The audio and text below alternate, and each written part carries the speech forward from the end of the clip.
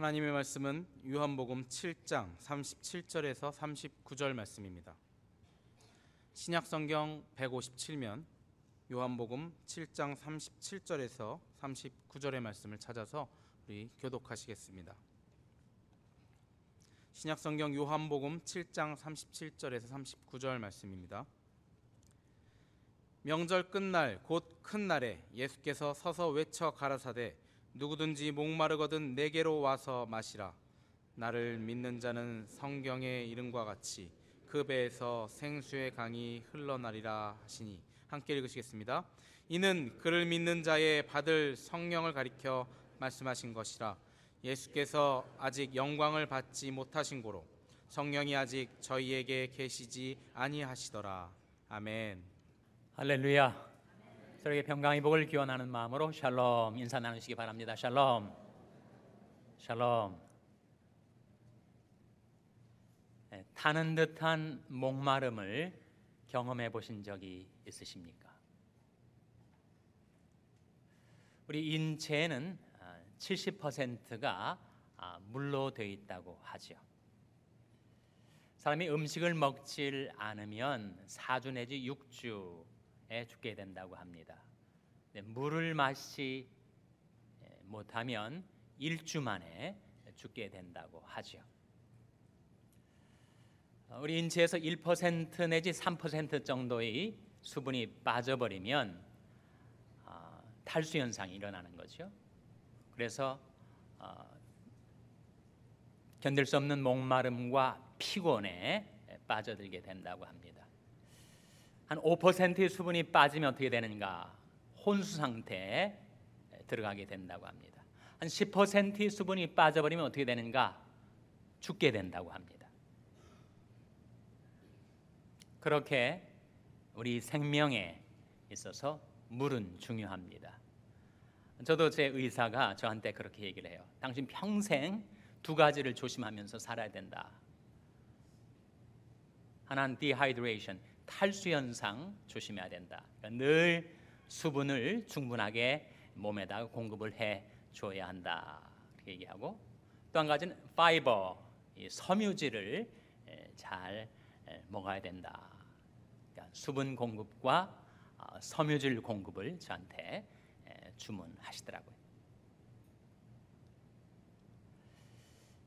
아모스서 8장에 보면 하나님께서 세상에 기근을 보내시겠다 그런 말씀이 나오죠.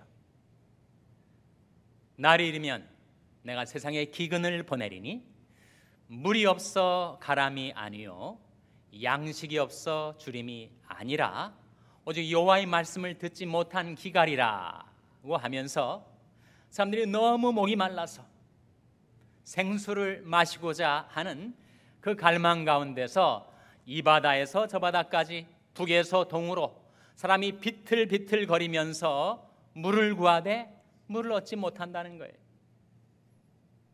그래서 아름다운 처녀와 젊은 남자가 다 그 물을 구하고 물을 마시려고 헤매다가 기진맥진 탈진하게 될 날이 이를 것이다 고 하나님께서 말씀해 주고 있습니다. 에나꼬레란 말 들어보셨어요? 성경에 나오는 말입니다. 사사기서 15장에 보면 그야말로 천하장사 삼손이 블레셋 군대와 맞붙어 싸웁니다. 창과 칼로 무장한 블레셋 군대와 싸울 때 삼손에게는 나귀 턱뼈 하나만 있었어요. 근데 워낙 힘이 대단하다 보니까 그 나귀 턱뼈를 가지고 이 삼손이 블레셋 군대 1000명을 쳐 죽입니다. 근데 바로 그 직후에 타는 듯한 목마름이 엄습을 한 거예요. 그러니까 너무너무 목이 마르고 가래서 그가 무기력해져 가지고 탄식을 합니다. 하나님, 제 손을 통해서 이런 놀라운 구원을 이루시고 이제서 저를 이렇게 블레셋 손에 빠져 죽게 만드시는 것입니까? 울부짖었을 때 하나님께서 우묵한 곳을 터치셔서 거기서 물이 나오게 하셨습니다. 그 물을 마시면서 해갈이 되고 소생이 되고 힘을 회복해서 그 삼손이 블레셋에서부터 벗어나오게 되죠. 그때 나온 이름이 바로 에낙고레인데 그 뜻은 부르짖는 자의 샘입니다. 우리가 광야 같은 인생길을 걷다가 내 심령이 곤고하고 내 영혼이 목마르고 그리고 내 마음속에 곤고함이 틈타게 되었을 때 그때 부르짖는 자에게는 샘이 열리게 된다. 에낙고레의 약속이 나타나 있습니다. 에스겔서 47장에 보면 성전에서 물이 흘러나옵니다. 문지방 틈을 통해서 물이 흘러나오는데 물이 계속 솟아나오니까 물이 처음에는 한 시내를 이루었어요. 그래서 사람이 발목까지 물이 찼습니다. 근데 물이 더 쏟아져 나오니까 물이 무릎까지 차올랐어요. 물이 더 쏟아져 나오니까 허리까지 차올랐습니다. 물이 더 쏟아져 나오니까 가슴팍, 머리 위, 그래서 아무라도 능히 헤엄쳐 건널 수 없을 정도의 생수의 강이 넘쳐 흐르게 됩니다. 근데 그 생수의 강이 넘쳐 흐르는 곳마다 모든 생명체가 살아나요. 그리고 수를 셀 수 없는 수많은 물고기들이 그 생수의 강에서 헤엄쳐 다닙니다. 놀라운 비전인데 이 비전을 요한계시록 22장에서도 똑같이 보여줍니다. 하나님과 어린 양의 보좌로부터 흘러나온 수정같이 맑은 생명수의 강물이 흐르는 곳마다 강 좌우에 생명나무가 있게 되고 거기에서 12실과를 맺게 되는데 달마다 새로운 실과를 맺게 되고 그 생명나무 잎사귀들은 만국을 소성케 하기 위하여 있더라. 그 소성의 의미는 치료입니다. 그 생명나무 잎사귀는 만민을 치료하기 위하여 만국을 소성하기 위하여 있게 되더라 하는 것입니다. 그 하나님이 보좌로부터 어린 양 우리 주 예수 그리스도의 보좌로부터 흘러나오는 그 수정같이 맑은 생명수의 강물은 무엇을 가리키는 것인가? 뭘 가리키는 거죠? 바로 성령의 강을 가리키는 것입니다. 예수님께서 명절 끝날에 서서 이렇게 온 이스라엘 백성을 향하여 외쳐 부르십니다. 누구든지 목마르거든 내게로 와서 마시라. 나를 믿는 자는 성경의 이름같이 그 배에서 생수의 강이 흘러나리라 하시니 이는 그를 믿는 자의 받을 무엇을 가리켜 말씀하신 거라고요? 성령을 가리켜 말씀하신 것이라.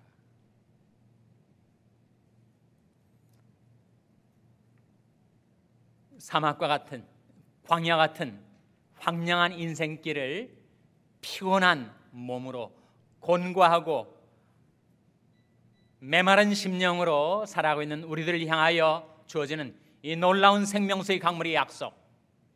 과연 나도 어떻게 하면 성령의 생수를 마실 수 있는가? 물과 같은 성령, 어떻게 성령이 물을 마시고 살 수가 있을 것인가? 세 가지 길이 오늘 본 말씀에 나타납니다. 첫째로 주께로 오라 하시는 거죠. 37절 같이 읽겠습니다. 요한복음 7장 37절 말씀 같이 읽겠습니다. 시작. 명절 끝날 곧 큰 날에 예수께서 서서 외쳐 가라사대 누구든지 목마르거든 내게로 와서 마시라. 누구든지 목마르거든 어떻게 하라고요? 내게로 오라고 우리를 부르십니다. 예수님이 생수의 근원 되시기 때문에.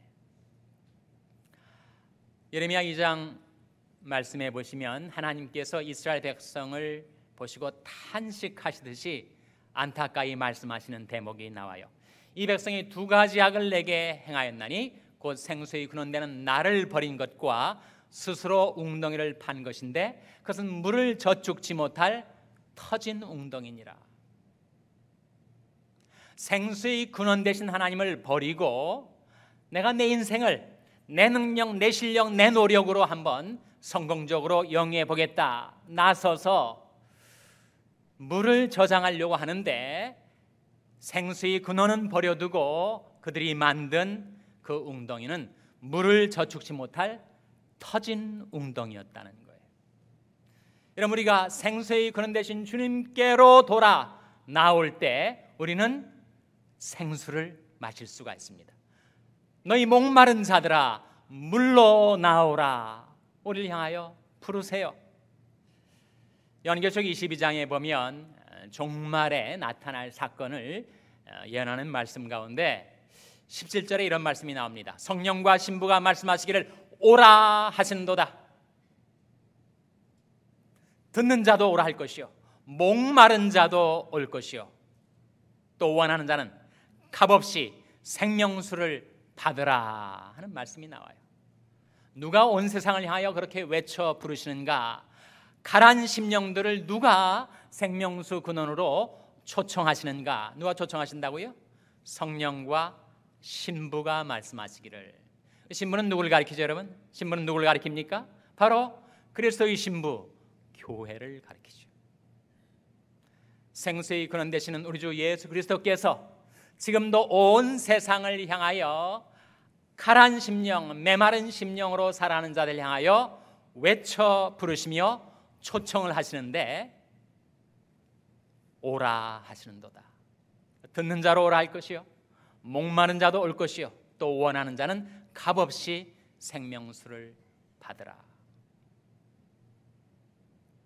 여러분, 우리가 생수의 근원이신 주님을 떠나게 될 때 우리는 견딜 수 없는 그 갈망으로, 그 갈증으로 우리는 쓰러지고 맙니다.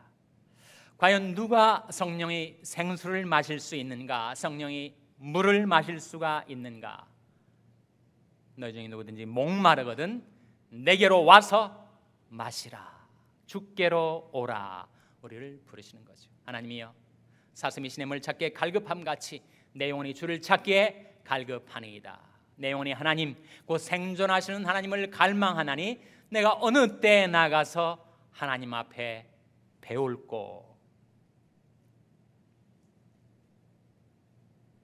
주께로 나오는 것, 그것은 바로 회개를 말합니다.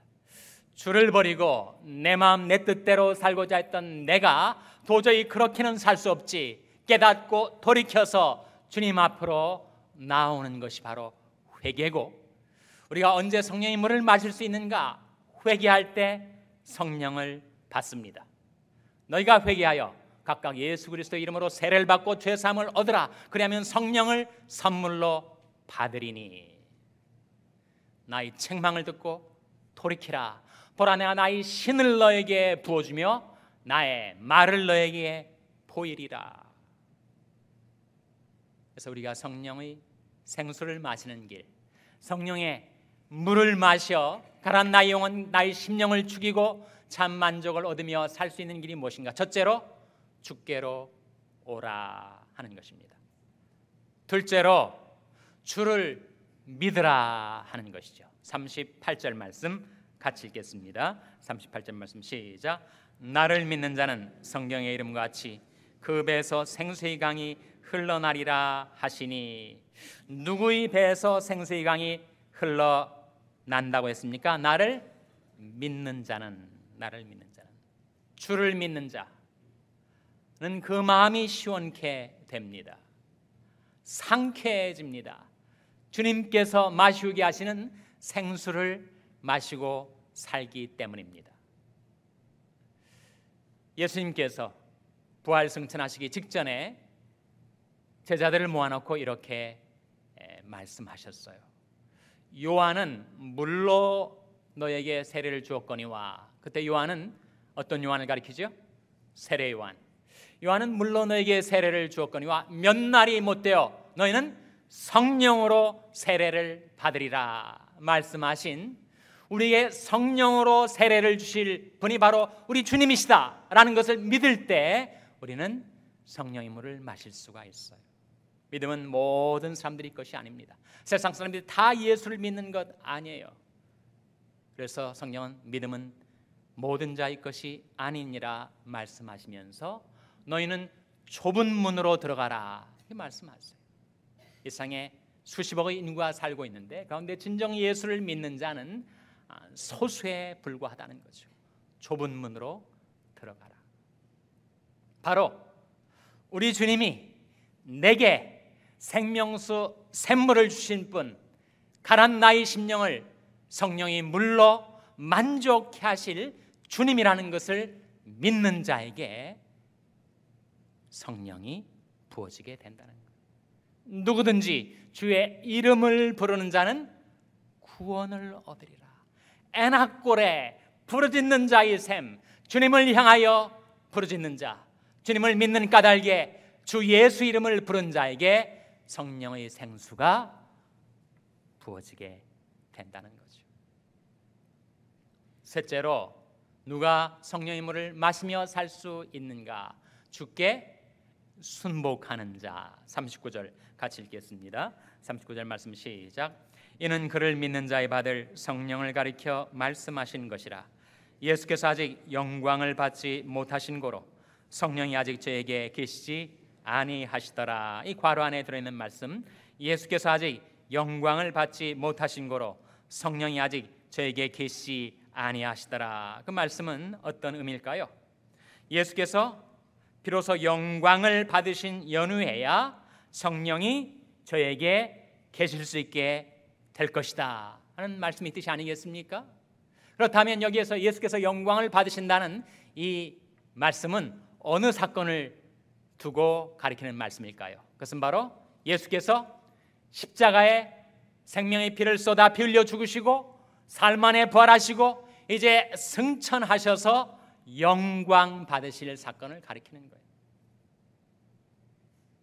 그런 다음에야 비로소 성령이 강림하시게 되었습니다. 그래서 구원사의 전개에서 보면 유월절이 있고 나서 오순절이 있게 된 것이죠. 예수님께서 십자가에 피 흘려 죽으시고 부활하신 다음에 50일 만에 비로소 오순절 성령 강림절에 성령께서 강림하시고 우리와 함께 계시게 되었다는 거예요. 그런데 이 말씀은 그와 같이 구원사의 전개에 관한 말씀과 동시에 우리 각 사람의 신앙의 여정 가운데서도 동일하게 적용이 되는 순서입니다. 즉, 내가 성령을 모시고 성령이 내주하시고 성령이 나와 함께 계시는 삶을 살려면 내 마음 내 삶 속에서 예수께서 영광을 받으신 연후에야 그것이 이루어진다, 그런 말씀이죠. 만일 내가 예수를 믿지 않고 예수를 거역하고 예수를 물리치고 예수를 배반하고 예수를 거부하면서 내 마음 내 삶 속에서 예수님께서 영광을 받지 못하신다면 내가 분명 성령을 받지 못할 것입니다. 그러나 예수께서 나를 사랑하사, 우리 아가페 성가대가 오늘 불렀던 찬양처럼 날 사랑하심 성경에 써있네. 주님께서 나 같은 죄인을 사랑하셔서 내 죄를 짊어지시고 십자가에 피 흘려 죽으시고 부활하셨다는, 그래서 주님께서 영광 받으셨다는 것을 믿고 그 주님께 순복하는 삶을 살 때 주님은 나를 통해서 영광을 받으시죠.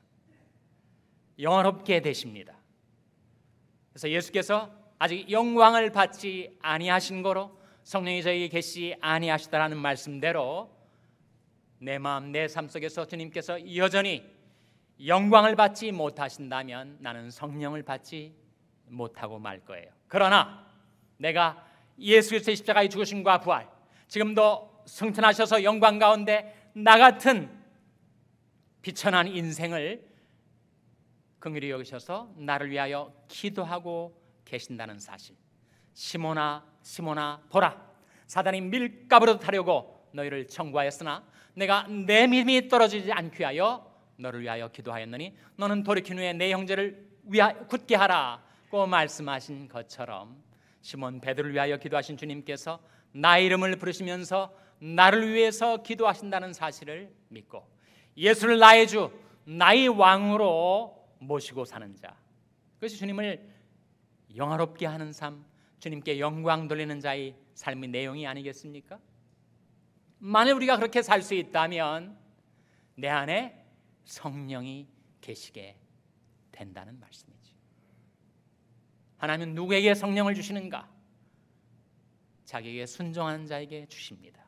사도행전 5장 32절에 우리가 다 이 일의 증인이요 하나님이 자기에게 순종하는 자에게 주신 성령도 그러하니라. 하나님은 누구에게 성령을 주시는가? 자기에게 순종하는 자에게. 그래서 야고보서 4장 7절 말씀에 그런즉 너희는 하나님께 순복할지어다 마귀를 대적하라 그러면 너희를 피하리라고 말씀해 주고 있는 것입니다.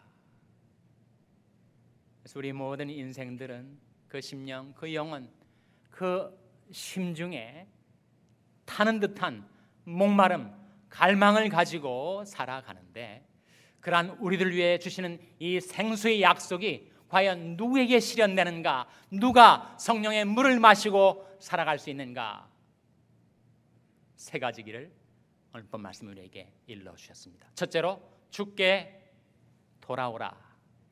둘째로 주를 믿으라. 셋째 주께 순복하라. 그 말씀 따라 살아갈 때 주님께서 약속하신 대로 하나님과 어린 양이 보좌로부터 흘러나오는 수정같이 맑은 생명수의 강물이 여러분의 심령, 여러분의 삶 속에 넘쳐 흐르게 되시기를 바라고, 그래서 성령의 물로 여러분을 소생케 해주시고 여러분의 삶을 소생케 해주시기를 주님의 이름으로 축원합니다. 기도하시겠습니다.